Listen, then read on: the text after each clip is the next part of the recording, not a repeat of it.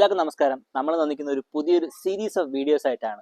അപ്പോൾ വീഡിയോസ് എന്താണെന്ന് വെച്ചാൽ, ഇപ്പോൾ നമ്മളിപ്പോൾ കുട്ടിക്കാലത്ത് നമ്മൾ കളിച്ചു തുടങ്ങിയ സമയത്ത് നമുക്കൊരു കോസ്റ്റ്ലി ആയിട്ടുള്ള ഇംഗ്ലീഷുള്ള ബാറ്റ് നമുക്ക് അഫോർഡ് ചെയ്യാൻ പറ്റാത്ത ഒരുപാട് ആൾക്കാരുണ്ടായിരിക്കും. ചിലപ്പോൾ ഒരു 15,000 ബാറ്റ് ആയിരിക്കും, അല്ലെങ്കിൽ 20,000, 30,000, 50,000, ചിലപ്പോൾ 1 lakh വരെയുള്ള ബാറ്റ്സ് അഫോർഡ് ചെയ്യാൻ പറ്റാത്ത, പക്ഷേ അത് വെച്ച് കളിക്കണം ആഗ്രഹമുള്ള ഒരുപാട് ആൾക്കാരുണ്ടായിരിക്കും. അപ്പോൾ നമ്മളിപ്പോൾ എന്താണ് ചെയ്യുന്നത് പറഞ്ഞാൽ, നമ്മൾ ഡീലേഴ്സിൻ്റെ അടുത്തും ഹോൾസെയിലേഴ്സിൻ്റെ അടുത്തും ഇൻഡസ്ട്രിയിലെല്ലാം പോയിട്ട് നല്ല വില്ലോസ് പിക്ക് ചെയ്തിട്ട്, ഒരുപാട് വില്ലോസ് ഒന്നും കാണില്ല, ചിലപ്പോൾ ഒരു 1-2 വില്ലോസ് ആയിരിക്കും മാക്സിമം.